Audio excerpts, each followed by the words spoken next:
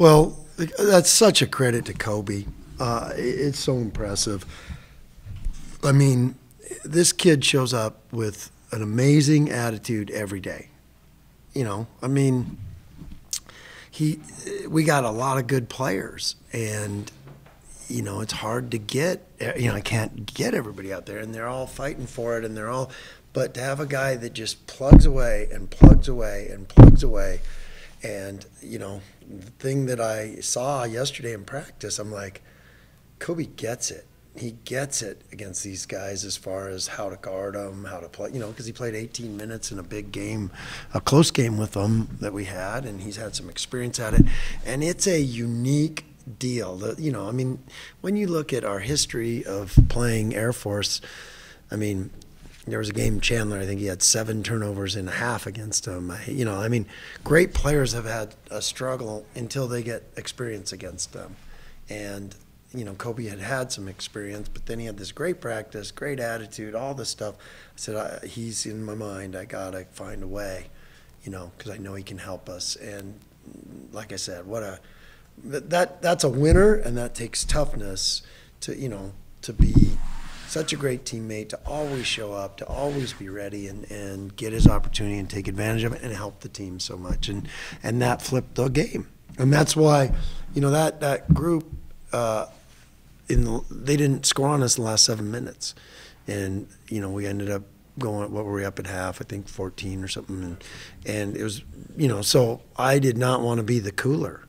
I said that same group's going back out there until, you know, and then they extended it even more. And then the great thing about that is then the other guys came back in and it lifted them up, and you know, I thought that second half was as good as we've played in a lot of areas, obviously on offense, because man, did we play right. Holy cow, I think I saw a stat, 1.66 points per possession, the highest any team in the last 6 years has done in a conference game. I mean, that's remarkable. And it looked right, but I didn't know it was that good. And that's saying something, but it was how they played, and they all made the right plays and simple plays and unselfish plays, and we got a special team, and that showed up, and that's what people are starting to see. Leon, you've done that multiple times, where you'll stay with the hot hand lineup in the second half. Most coaches won't do that. Do you think it gives maybe an additional dose of motivation for guys? Like, if I know I'm playing well, I might even have a chance to start the second half. No doubt, because you know, when I was a young coach,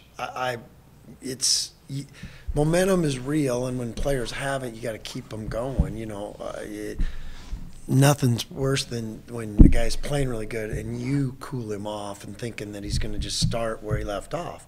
Yeah, there might be fatigue times where you have to do it, but man, when a guy's in a flow, you got to let him go. It's my philosophy, and I think we should make T-shirts like that. When you're in the flow, let him go.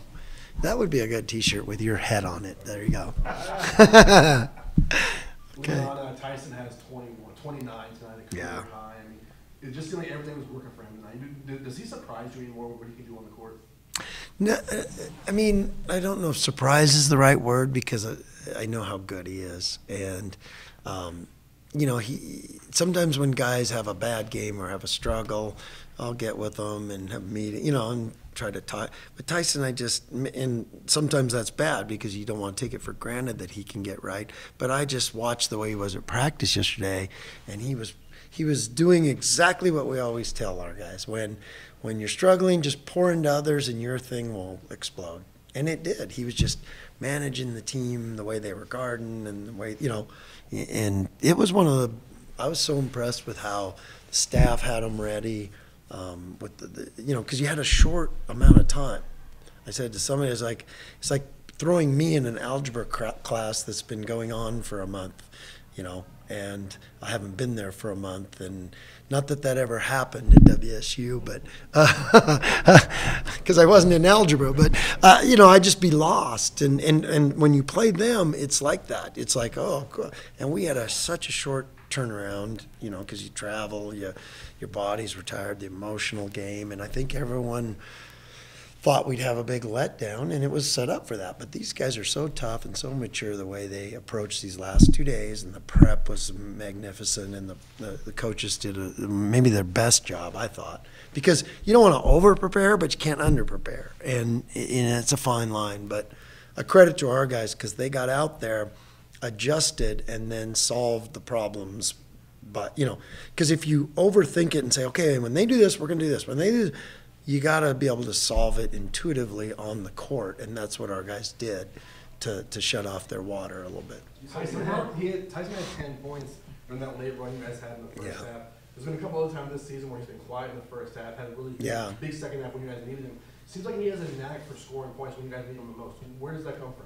He's just clutch, and he's just a winner. I got a lot of winners, but the cool thing about our team is they recognize who's hot, and they find them, and they keep, nobody, sometimes I've seen other teams where a guy gets hot, and then it's like, well, now it's my turn. Well, the guy hasn't missed. Get him another one, But Tyson's so unselfish. He's just going to, he doesn't like heat check or we just kept playing right, and making the easy plays and the right plays and the staying on 2 feet, looking at the play, and that's what you got to do against them. But I was really proud of our guys the way we handled this tonight. Would you say that the last 5 minutes of the first half looked like some of the most impressive 5 minutes you played all year? Would you kind of say? That defensively it was really good, but man, I think that whole second half we had beautiful possessions offensively, and we've grinded a lot against a lot of teams lately, and it's hard but we have a lot of ability offensively, and so it doesn't mean sometimes when you grind a little bit you take great shots, and we were playing some deep possessions, but we were so efficient with it that I thought that was really, really pretty to watch. It was neat. When you go like 4 3-pointers in a row there in the second half that you guys made, when you're getting that hot, you kind of start thinking, oh, we're never going to miss. Well, it's never that, because I got a lot of shooters. When they shoot open shots, I'm like, they'll never miss, and we just got each other open shot after. There were some, and they're hard to do that against because they switch everything, and it's a confusing defense sometimes. And but we just made the right plays, moved the ball, and then by the way we moved the ball, we had wide open stand and test the water and look at it and whack. You mentioned a lot that this team had a lot of. You liked that you were so excited because there was still so much room to grow. Right. You look at these last 2 games and what you've done. Do you feel like you guys are on the track here, that you're becoming the team you always thought this team could be? Yeah, absolutely. And that's actually what I said in the locker room, is that, momentum is real and you're trending that way. You just keep going. And that's what I love about them. And that, it's really cool. You start 2 different guys in the second half. Well, those other guys were great. Go get them, guys, and then they were ready. We just have such an unselfish group that cares about the right thing and the most important thing, and they get rewarded for it. Roddy sits down, Jace goes and does it, and then Roddy comes back in and plays some of the best minutes he's played as far as decision making and just snapping it off confidently, and got himself going. To be halfway through the conference season now, tied for first place, and how tough this league is, and do what you've done on the road, and just overall, how do you feel overall at the midway point about where you guys are at? It's exciting, and what's really cool too is the milestones that largest crowd we've ever had against Air Force. That's a milestone, and that's a huge one for us, because they got to see a good basketball team play tonight, and we didn't just come and run in the mud, and on the way to the game, there's still friends of mine that are still calling me and trying to talk about New Mexico. I'm like, no, that's gone. You'd like more time to enjoy that one, but these guys did such a great job of on to the next thing, and on to the, that takes a lot. That's hard to do. It's really hard to do, win or lose, but love where we are. Would I like to be undefeated? Absolutely, but with the talent and the coaches and the teams and the places you go, I love where we are, but hey, we got to flip the switch quickly again, and we'll take the rest of this day. Love the 2 o'clock game, and we'll enjoy it, and then we'll be back at it tomorrow. So, Martin fished out yeah. 6 assists in under 17 minutes, almost up there with Air Force's team assists. Just how impressive has it been for him to go from that score first goal at his previous stops and find a different way to make an impact? Oh, huge. He was great in the second half, you know. I would have liked to gotten him some more minutes, but, you know, there were so many guys I wanted to get. You know, there's a lot of guys on this team that deserve to play. All those guys and I didn't get to play them all, you know, because you don't want to play a guy 1 minute. And it's just, but they're all great guys. They like, let them run, let's go. So it was, Cam was terrific. That second half, he got every board. He had some great outlets that got us running. And his feel is as good as, you know, 7 assists. That's big time. Yeah, I think earlier this week you said sometimes you get what you want, sometimes you get what you need. It feels like today was the best of both worlds, though, because whether it be Cam dishing out 7 assists, Roddy hitting 3 threes, obviously Kobe's impact, just like how much does a game like this help you as you hit what is February's the grind? Like, right. You start to feel it. Like, how much is this? How much coaching is this for a lot of people? It's a lot easier to be juiced up when, you know, those guys, like you said, all the guys know how much they're valued, know how much they're contributing. Instead of like, well, it's just 5 guys doing it. I mean, that's a coach's dream to have what happened tonight happen that way. And, you know, so yeah, you can make case for being tired, all that stuff. We don't. We're juiced up, ready to go, and excited to play. You know, I think it was after the UNLV game where you guys, I think all 5 of your starters have played over 30 minutes. And we're questioning you about the bench, and you basically said these guys have to earn it. Right. It almost sounded like a challenge at that time. No doubt. Just how did they? No doubt. How did they respond to that challenge since Well, then? you know, that's our thing. I'm not going to, we live in truth. And, you know, and the other thing I tell them too is I'm never going to be perfect in my substitutions and anything I do. But they're not ever going to be perfect in anything they do. And so, but make it so, you know, like what Kobe did. Make it so like everyone in the building thinks I'm an idiot if I take you out. You know, that's their goal.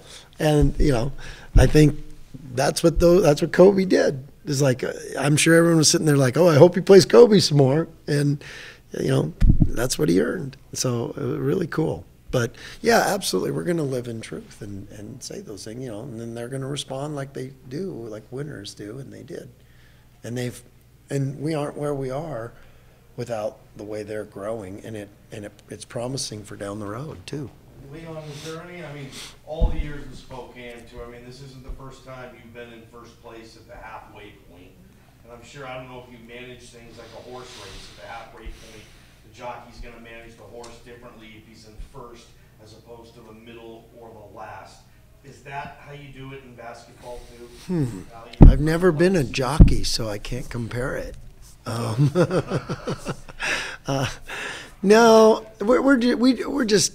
we got blinders on as far as we don't even know. You know, you control what you control. We don't know what's going on. I mean, we do, but we've done a great job of blinders on. Here comes Air Force, you know, and shut out the outside noise. Shut out the talk about this and that. Shut out, you know.